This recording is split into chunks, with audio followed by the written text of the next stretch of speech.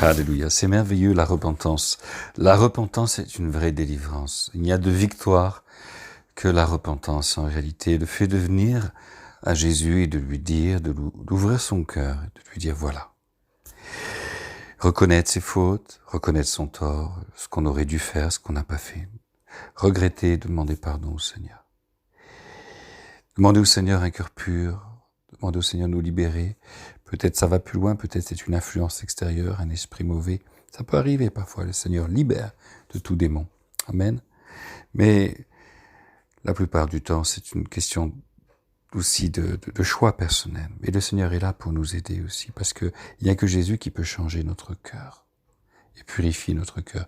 C'est pour ça qu'il faut demander l'aide de Dieu. Beaucoup de personnes ne font que les deux premières choses et elles restent bloquées, elles butent, elles trébuchent sans arrêt devant le même problème. Il faut demander l'aide du Seigneur. C'est un miracle de regarder la vérité en face. Déjà, c'est un miracle de Dieu. Lui dire merci Seigneur, tu m'aides à regarder en face les choses.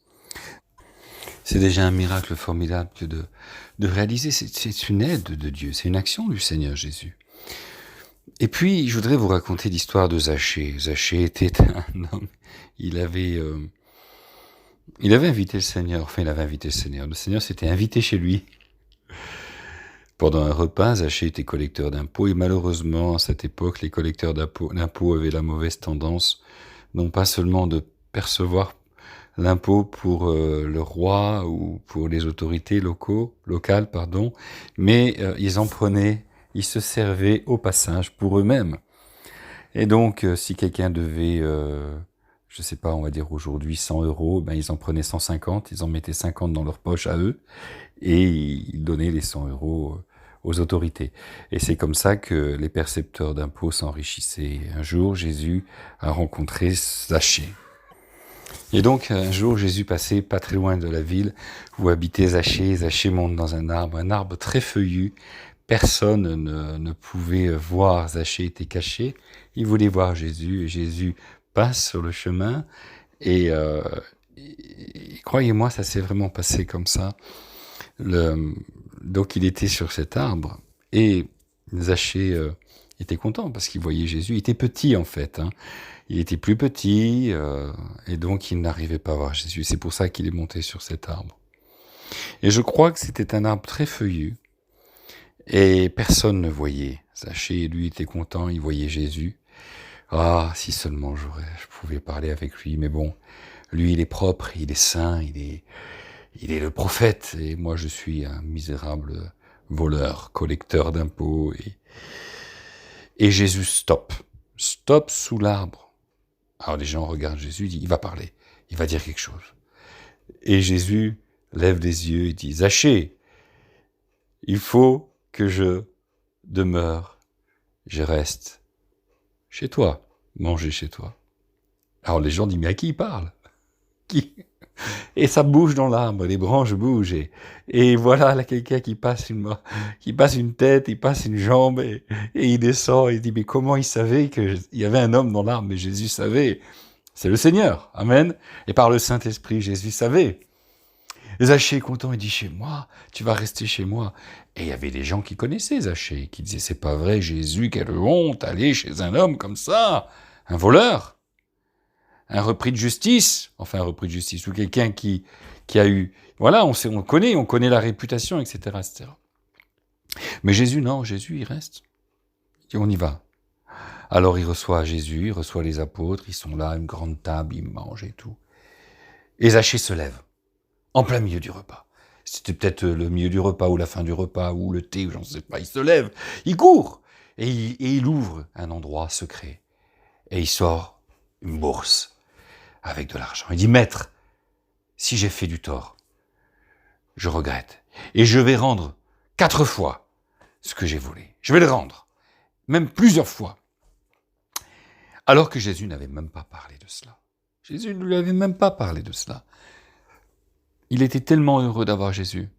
Il a été repris dans sa conscience. Il a dit, oh, je vais réparer ma faute. Et ça, c'est la 4e notion dont je n'ai pas parlé. Elle est importante.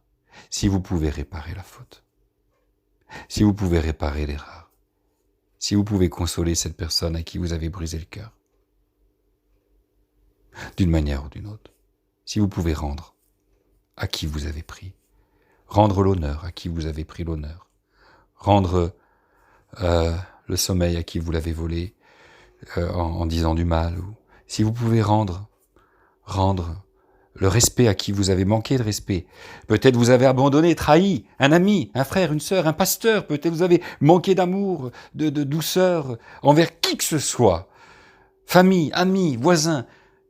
Non seulement demandez pardon, mais rendez, rachetez ce que vous avez cassé, si vous pouvez réparer l'erreur. Mais sachez une chose, on ne peut pas parfaitement réparer l'erreur. Même si on réparait l'erreur, on n'effacerait pas le péché pour autant. Il n'y a que une seule chose qui peut effacer le péché. Je voudrais que tu réalises que le sang qui a coulé sur cette croix, c'est la seule substance qui peut laver et effacer le péché, le mien, le tien, et tout le mal qu'on a pu faire, penser ou dire, qui a été écrit avec une pointe de diamant, mais ce qui est écrit et qui dépose contre nous au procureur céleste est effacé par le sang de celui qui nous défend et que Dieu lui-même a voulu ainsi. Le Père a voulu, il a livré Jésus, Jésus est mort pour que tu vives, il est mort de ta mort et de la mienne, et ce sang nous lave et il te lave de toute faute et de tout péché. Amen. Et si tu peux réparer, avec l'aide du Seigneur, si tu peux un petit peu réparer, fais-le, Dieu te montrera comment, mais sois en paix, sois dans la joie d'avoir été pardonné. Amen. Mais c'est important d'essayer aussi de réparer. Alors Jésus a dit, celui-ci est aussi un fils d'Abraham, car le salut est entré dans cette maison. Ah, il ne s'est pas jeté à genoux en train de pleurer avec des larmes de crocodile. Oh, il n'a pas culpabilisé seulement sur ce qu'il avait fait. Non, il s'est levé, il a dit, je vais réparer, je vais redonner 4 fois ce que j'ai volé. Voilà ce qui compte. C'est pas de ne plus faire le mal, mais c'est de faire le bien. À partir d'aujourd'hui, non seulement je ne vais pas faire le mal, mais je vais faire du bien. Au lieu de prendre le téléphone et de critiquer le frère, la sœur, de dire du mal de telle ou telle personne, je vais dire du bien.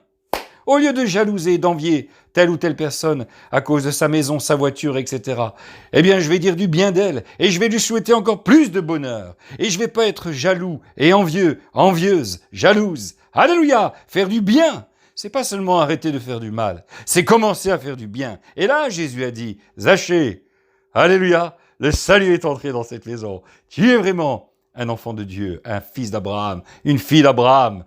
Le salut est entré dans la maison et la maison c'est ton cœur. Le salut est entré dans ton cœur parce que non seulement tu ne veux plus faire de mal, mais tu choisis avec Jésus, de faire du bien autour de toi. Alléluia! C'est mieux que ne pas faire de mal et rester les mains dans les poches. Hein? D'ailleurs, ne pas faire de mal, mon Dieu. Même en s'enfermant dans une grotte, on peut encore faire du mal. Même sans rien faire, on peut encore avoir des pensées mauvaises ou en vouloir au monde entier, si le cœur n'est pas purifié de toute rancœur et de toute méchanceté. Et je sais que l'être humain, et certains de ceux qui entendent ma voix peut-être, cachent des fautes, cachent la rancœur, l'amertume. Il y en a qui sont rancuniers. Il y en a qui sont prêts à mordre et à griffer, qui ont du mal à pardonner, n'est-ce pas? Jésus nettoie ton cœur maintenant si tu le lui demandes. Et à partir de maintenant, ne sois plus ainsi. Commence à faire du bien, à être heureux. Ouvre ton cœur, ouvre ton porte-monnaie, ouvre ton portefeuille. Regarde à qui tu peux faire du bien. Regarde comment tu peux faire du bien. Alléluia! Avec ton temps, avec ton argent autour de toi. Ne vis plus pour ton estomac. Ne vis plus pour toi-même. Fais du bien. Va vers les autres. Fais du bien avec Jésus dans ton cœur. Amen.